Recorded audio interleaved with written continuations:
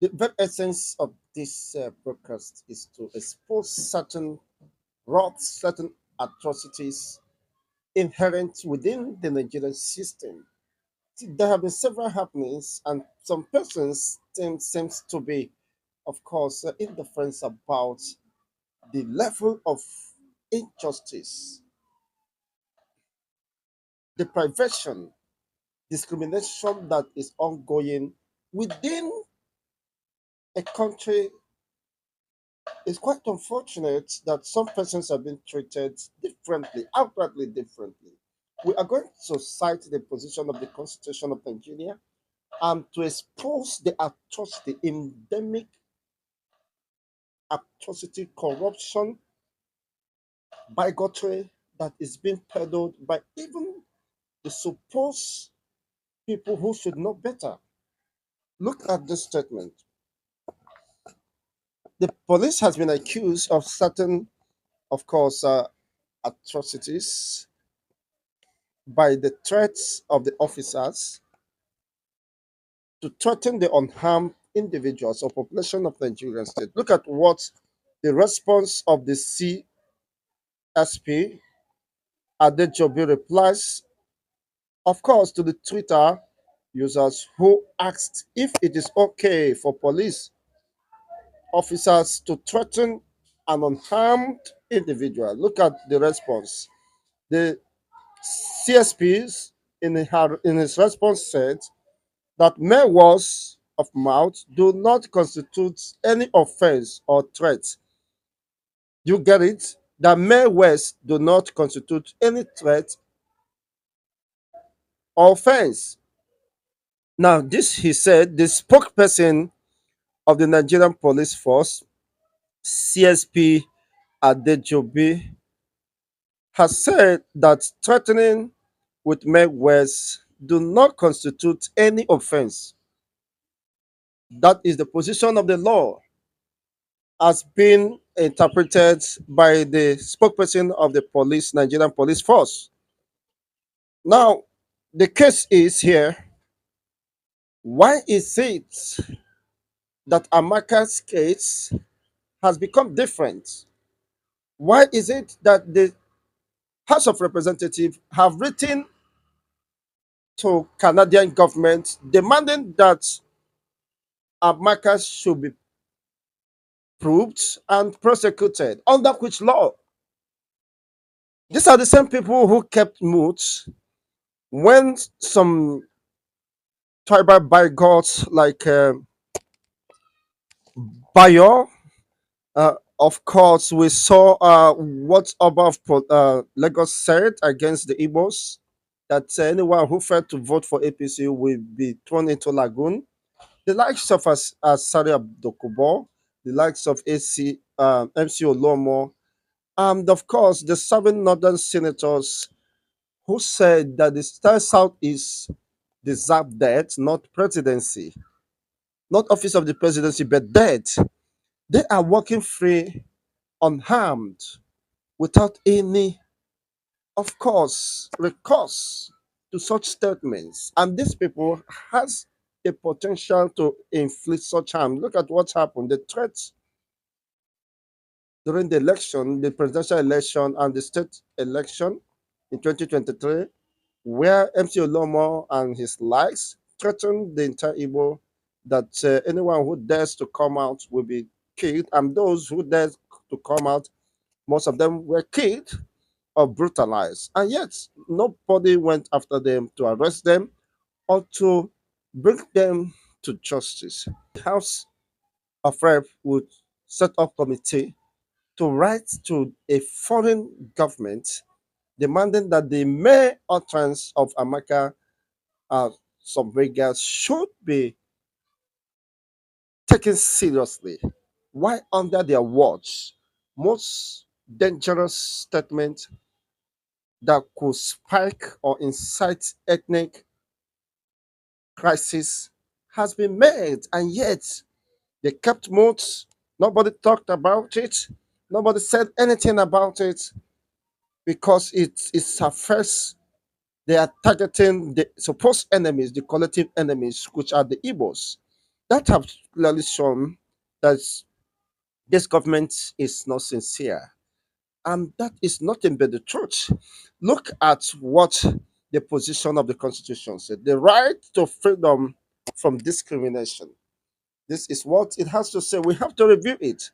This right is entrenched in the preamble of the Charter of the United Nations, which states that one of the main objectives of the United Nations is to promote and encourage respect for human rights and for fundamental freedom for all without distinction as to race, sex, language, or religion. It is entrenched in Article 1 of the UDHR, which states that all human beings are born free and equal in dignity and rights. Do you get it? Let me go repeat it again. It said all human beings are born free and equal in dignity and rights. Discrimination is the most comprehensive, systematic, and severe deprivation of human rights. The issue of apartheid, citing the apartheid of South Africa, has been used as a prominent example. Now, Section 42, subsection 1 of the 1999 Constitution states a citizen of Nigeria of a particular community, ethnic group, place of origin, sex, religion, or political opinion shall not, by reason only that he is such a person, be subjected either expressly by or in the practical application of any law in force in Nigeria or any exact executive or administrative action of the government to disability or restriction to which citizens of the Nigeria of all that communities, ethnic groups, place of origin, sex, religion, or political opinions are not made subjects. Do you get it? Now, or be accorded either expressly by or in the practical application of any law in force in Nigeria or any such executive or administrative action, any privilege or advantage that is not accorded to citizens of Nigeria of other communities, ethnic group, places of origin, sex, religion, or political opinion. Do you get it? That what you could not do to other ethnic nationalities, you have no right to do it to another ethnic nationalities within the same confinement, within the same defined constitution of Nigeria. So, for you going against this, you are contradicting the provision of the constitution. You are raping the constitution by singling out Igbos to prosecute them, while if others do the same thing, you allow them to go scot free. You are contradicting the position of the Constitution of the Federal Republic of Nigeria, and of course, against the fundamental right as enshrined in United Nations Charter of Fundamental Right of the People, which states that all persons are equal in dignity and in rights. Everyone is equal. You see, that all human beings are born free and equal in dignity and rights. But that is not the case in Nigeria. Igbos are being singled out, isolated, conspired against by even the constituted authorities. Anything that has to do with Igbo, you can imagine the government of Nigeria, the House of Representatives, writing to United to Canadian government that Amaka should be punished and prosecuted on what basis? On the basis of fairness, equity, and justice, which you have robbed The Igbos in Nigeria, the Oba of Lagos said that Igbos should be turned into lagoon. And the enforcement was made. People was brutalized, killed, and nobody came out. The traditionals, the highly placed personalities do not come out to condemn the same thing, even the religious leaders. Everybody kept moving because it involves an Igbo man. Igbo man can go to hell. We've had the bio, the spokesperson to the president, making inciting utterances that is divisive in nature, that is capable, that has the potential of inciting public or disrupting the peace of the public, sponsoring hate, speaking hate. And yet these people are going free, protected by the same institution, by the same government.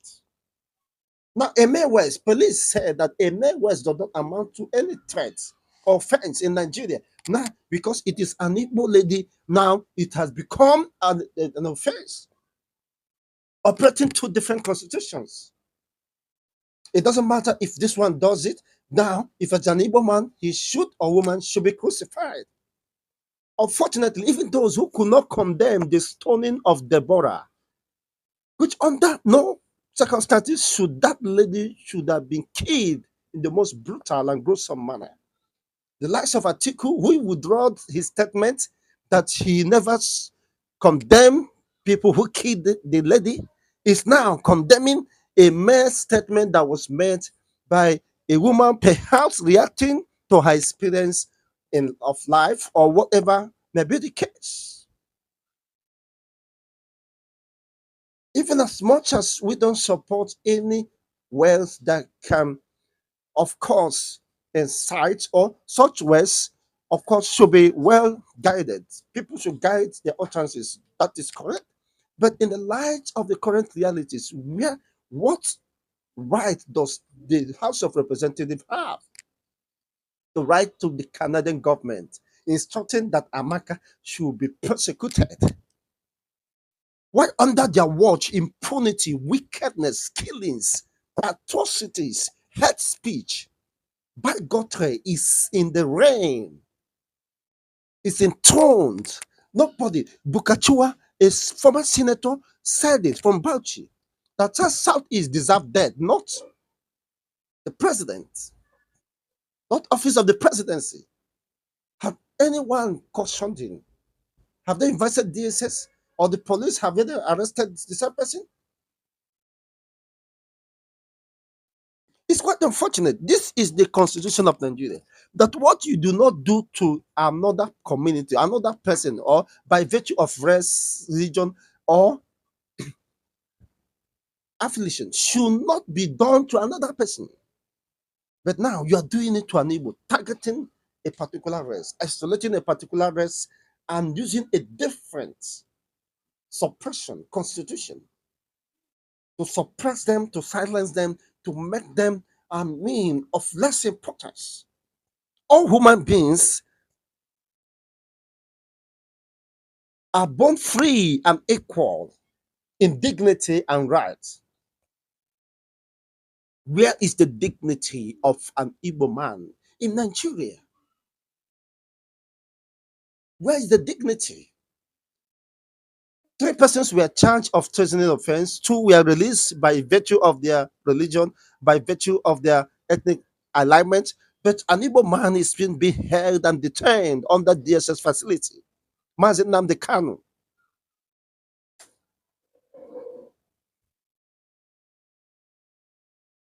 Where is the quality that all human beings are free and equal in dignity and right? Where is that right? Right being intentionally, continuously, deliberately violated by the same government.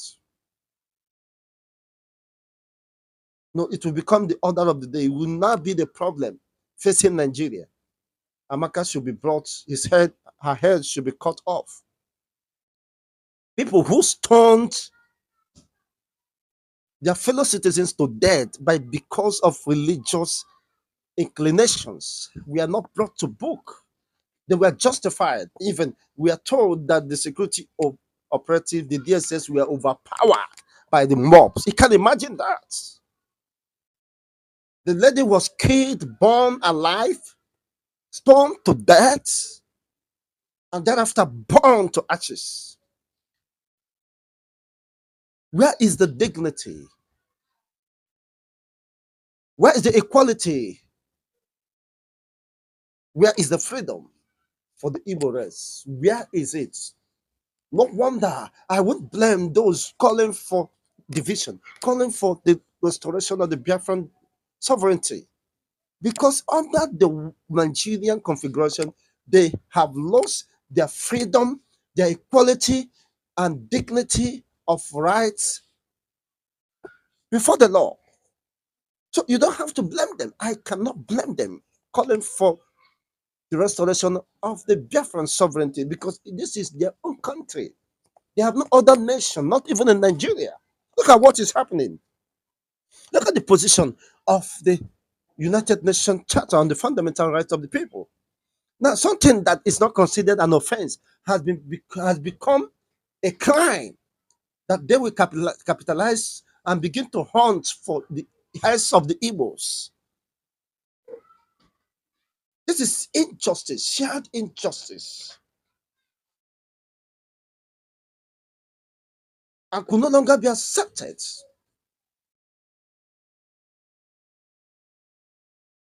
It is unfortunate. Even when attentions were called, the IGP of police, attention was called that they should apprehend those people threatening their fellow citizens going to the pool to exercise their franchise. The police said it's a mere statement. These people are not serious. Eventually, they did what they meant. They meant what they did, what they said, and yet nobody could arrest, apprehend them. What a country. Can this country move forward with this? It's quite unfortunate. That's the position of the Constitution. If you cannot do this to A, don't do it to B.